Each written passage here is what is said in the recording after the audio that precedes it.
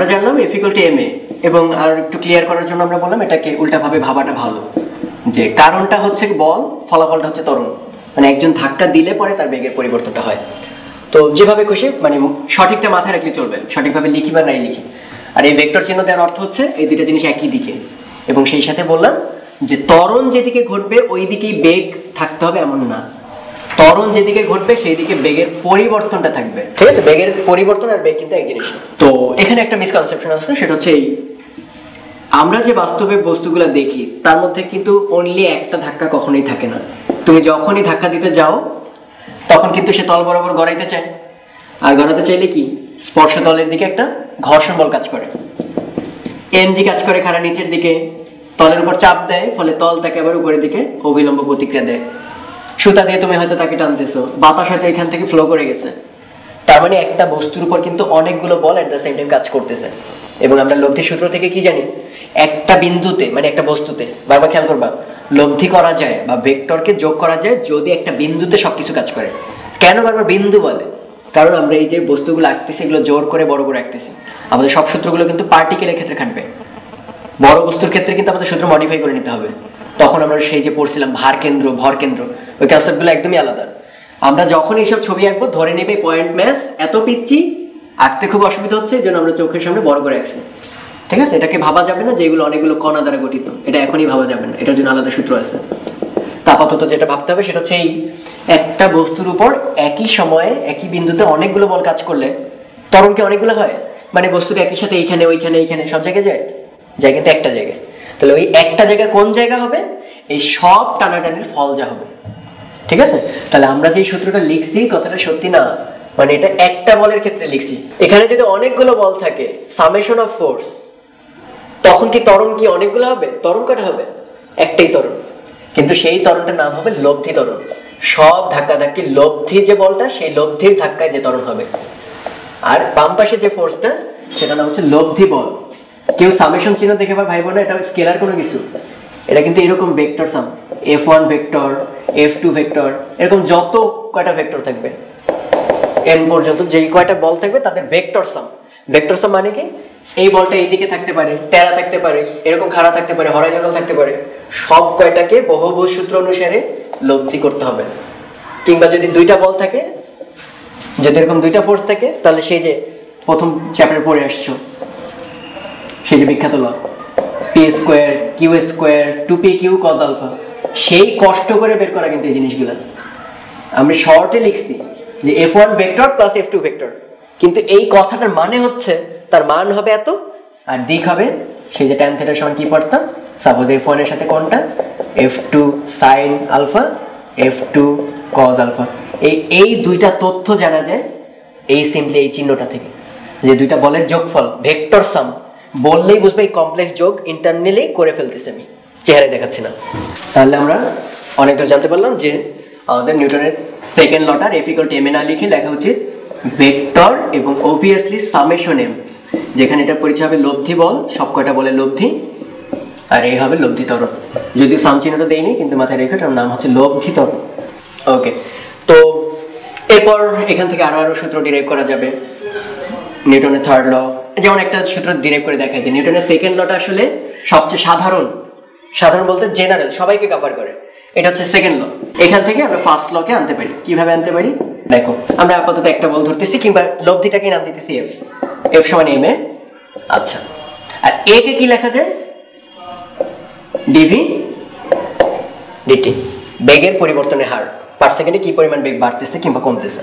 তো বাহ্যিক বল যদি শূন্য হয়, এটা যদি শূন্য হয় তাহলে আমরা দাবি করতে পারি এই রাশিটাও শূন্য, m dv dt এটা হচ্ছে শূন্য। ভর তো শূন্য হতে পারে না, আমরা তো ধরে নিয়েছিলাম একটা ভারী বস্তুকে ধাক্কাধাক্কি করতেছি, তাহলে শূন্য কে? dv dt। সময়ের সাথে বেগ পরিবর্তন হয় না, এটাই তো মিনিং। সময়ের সাথে বেগের পরিবর্তন শূন্য, তার মানে বেগটা কি আছে? কনস্ট্যান্ট আছে, বেগটা সময়ের সাথে চেঞ্জ হয় না, ধ্রুবক। আর বেগ ধ্রুবক থাকার অর্থ কি? শুরুতে যা বেগ ছিল পরেও কি থাকবে? একই থাকবে। এখন কেউ দাবি করতে পারে শুরুতে যদি স্থির থাকে তাহলে পরেও কি থাকবে? স্থির থাকবে, মানে এই দুটো সমান হবে, ওটার মান জিরো হোক নন জিরো হোক যাই হোক। তার মানে আমরা সুন্দর মতো দেখো সেকেন্ড ল থেকে ফার্স্ট ল কিন্তু প্রমাণ করলাম। ফার্স্ট ল কিন্তু এই কথাই বলে বাহ্যিক বল শূন্য হইলে স্থির বস্তু চিরকাল স্থিরই থাকবে, আর গতিশীল বস্তু চিরকালই একই বেগে সমদ্রুতিতে সামনের দিকে মানে সরলরেখা চলতে থাকবে। কিন্তু একটা জিনিস কেউ জানো না, সেটা হচ্ছে সেকেন্ড লটা এতই ভয়ঙ্কর যে সেকেন্ড ল থেকে থার্ড ল আনা যায়। তার মানে সেকেন্ড লাই হচ্ছে একমাত্র ল যা থেকে সবকিছু ব্যাখ্যা করা যায়। আচ্ছা, এটা প্রমাণ করার আগে খালি জিজ্ঞেস করি, আমরা তো এত কষ্ট করে ফার্স্ট ল দেখলাম ফার্স্ট ল সব ক্ষেত্রে খাটে না জড়তার সূত্র, খালি খাটে কি জড় প্রসঙ্গ কাঠামোতে যার কোনো ত্বরণ নেই কিংবা যার সমবেগে চলতেছে স্থির এরকম কাঠামোতে। আচ্ছা বলো তো সেকেন্ড ল কি সব ক্ষেত্রে খাটে? বলতে পারো? মাত্রই দেখালাম কি সেকেন্ড ল থেকেই কোনটা আসছে? First law. তার মানেটা কি আসলে? ফার্স্ট ল যদি না খাটে সেকেন্ড ল খাটবে না, এবং সেকেন্ড ল খাটবে না দেখতে চাও প্রমাণ? মানে তুমি যদি নন ইনার্শিয়াল কাঠামোতে থাকো সেকেন্ড ল খাটানো যাবে না। দেখো পাশাপাশি দুইজন লোক দৌড়ে গেছে, দুইজনের বেগ হচ্ছে 2 মিটার পার সেকেন্ড এবং ওই মুহূর্তে দুইজনেরই ত্বরণ হচ্ছে 3 মিটার পার সেকেন্ড স্কোয়ার। তার মানে বেগও সেম, তাদের বেগ পরিবর্তনের রেটটাও কি সেম। আচ্ছা এই কথাগুলো কে বলতেছে? ওরা। অবশ্যই পাশে গাছ, সেই গাছের পাশে আমি দাঁড়িয়ে বলতেছি যে ও আমার থেকে প্রত্যেক সেকেন্ডে 2 মিটার করে চলে যাচ্ছে এবং 2 মিটারের পরে কি 5 হয়ে যাচ্ছে, মানে পার সেকেন্ডে কত করে বেড়ে যাচ্ছে? 3 করে বেড়ে যাচ্ছে। এই কথাগুলো এই লোক বলছে, তো ওদের বলতে দাও না। একে বলো তো, এই লোকের নাম এ দিলাম, এটা দিলাম বি। বি কে জিজ্ঞেস করো তো এর বেগ কত, ও বলবে কত? 0, কারণ আমার থেকে আর আগায় না, সবসময় আমার চেহারা দেখা যায়। আমি তো আকাশ বাতাস পাশের পশু পাখি দেখতে পারবো না, আমার কাঠামো বলতে আমার 2 লোক, আর কিচ্ছু দেখা যাবে না। আবার যদি জিজ্ঞেস করি এর কাছে ত্বরণ কত? 0। তাহলে আমি যদি বলি এই লোকের ভর দিয়ে দিলাম 1 কেজি, ওই লোকের ওপর 1 কেজি, এবং এই যে ছেলেটা আছে গাছের কাছে, একে বললাম তুমি মাপো তোর পিঠের দিকে ধাক্কা আছে কিনা? অবশ্যই আছে, কারণ কি ধাক্কা না থাকলে ত্বরণ থাকে? তার মানে ওর পিঠ বরাবর একটা ধাক্কা আছে, সেই পিঠ বরাবর ধাক্কাটা কত সুন্দর মতো এই গাছওয়ালা, সে বলবে এফ=ma।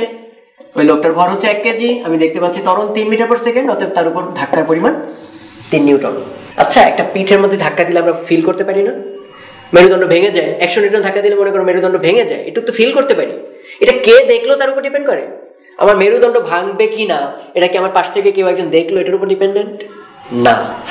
মানে ফিজিক্যাল রিয়েলিটি বলে এটাকে, বাস্তবে যেটা ঘটবে ওটা ঘটবেই, ওটা তুমি দেখছো কি দেখছো না তার উপর ফিজিক্যাল রিয়েলিটি চেঞ্জ হয় না। তো তোমরা আরো বড় হলে শুনবো এগুলো চেঞ্জ হয়, কোয়ান্টাম মেকানিক্স নামের একটা ব্যাপার আছে, কিন্তু আমরা যা পড়তেছি সব নিউটন ক্লাসিক্যাল মানে পুরানো ফিজিক্স। তো এর মধ্যে এবার একটু চমৎকার বিষয়টা দেখো, কে মাপছে এই 3 নিউটন? কে মাপছে? গাছওয়ালা। গাছ কেমন কাঠামো? ভালো কাঠামো, মানে জড় প্রসঙ্গ কাঠামো যাতে নিউটনের সূত্র খাটানো যায়। কিন্তু এটা কোন সূত্র খাটাইছি? দ্বিতীয় সূত্র। এবার দেখি ওরা দ্বিতীয় সূত্রটাও খাটাতে পারে কিনা। ওরা কারা? যাদের নিজেদেরই কি আছে? ত্বরণ আছে। দেখো নিজেরই পিঠের মধ্যে কি আছে? ধাক্কা আছে। ওকে আমি মাপতে দিলাম, তুমি মাপো তো ওর পিঠে ধাক্কা কত। ও বলবে আচ্ছা ঠিক আছে F=ma, ওর ভর হচ্ছে 1 কেজি, ত্বরণ কত?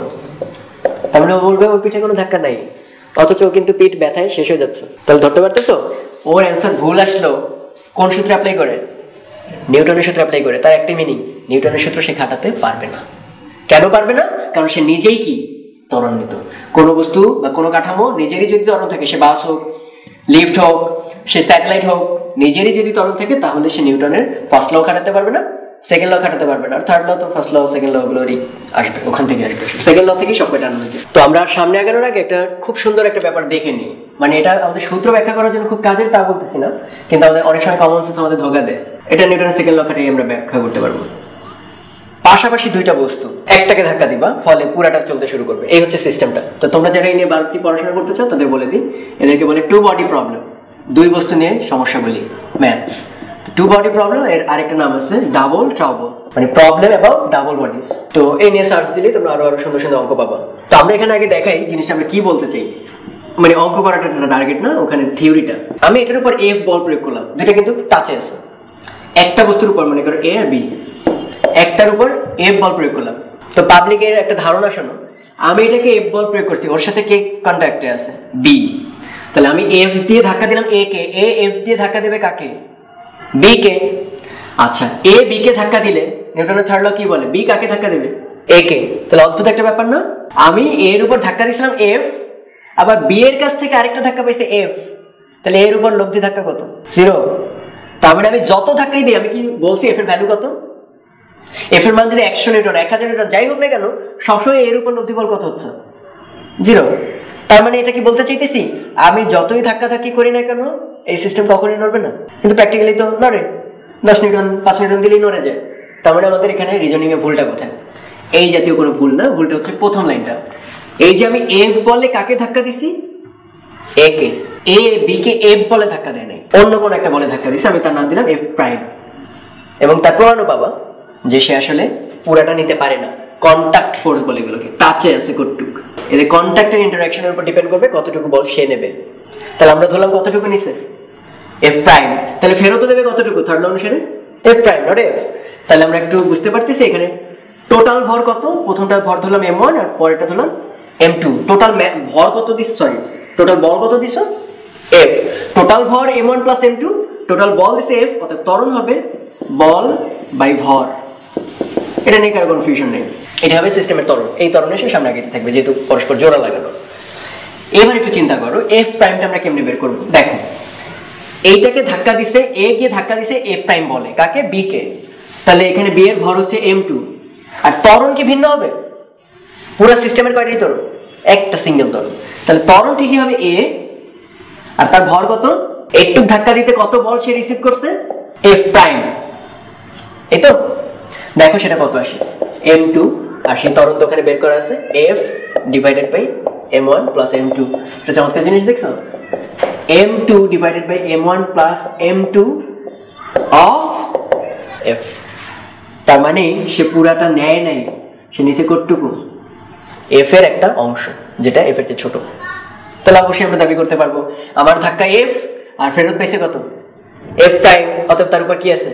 লব্ধি বল। সেই লব্ধি বলেই সে এ ত্বরণ পাবে, সামনের দিকে অ্যাপ্রোচ করবে। তো এটাই আমার টার্গেট ছিল যে দুইটা বস্তু কন্ট্যাক্টে থাকলে একটাকে তুমি কিক করলে বা একটা ফোর্স দিলে ওই ফোর্সটাই পরেরটা পায় না, তাদের মধ্যে একটা কন্ট্যাক্ট ফোর্স কাজ করে। স্পর্শতলে একটা বল, সেই বলটা ঘর্ষণ বল হইতে পারে, সেই বলটা তাড়িৎ চুম্বক বল, স্প্রিং বল, মানে কন্ট্যাক্টে যারা ফোর্স দেয়